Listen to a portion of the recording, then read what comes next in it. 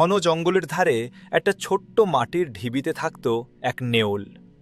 খুব চঞ্চল, সাহসী, কিন্তু ভেতরে ভেতরে একা।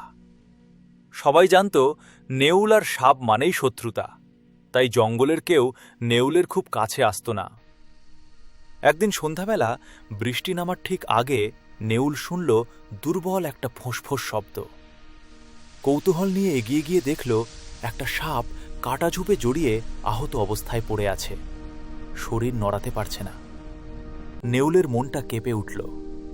এ তো আমার শত্রু, কিন্তু কষ্টে আছে, মনে মনে ভাবল সে। অনেক দ্বিধার পর নেউল দাঁত দিয়ে কাঁটাগুলো সরিয়ে দিল। সাপটা অবাক চোখে তাকালো, কিন্তু কিছু বলল না। বৃষ্টি শুরু হলে নেউল নিজের গর্তে সাপটাকে আশ্রয় দিল।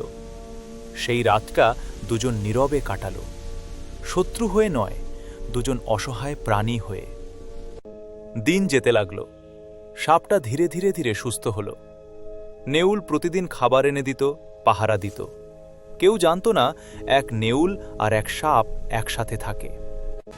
একদিন হঠাৎ জঙ্গলে আগুন লাগল, চারদিক ধোঁয়ায় ভরে গেল। নেউল দিশেহারা, বেরোবার পথ খুঁজে পাচ্ছিল না। ঠিক তখনই সাপটা সামনে এগিয়ে এসে নিরাপদ পথ দেখিয়ে দিল।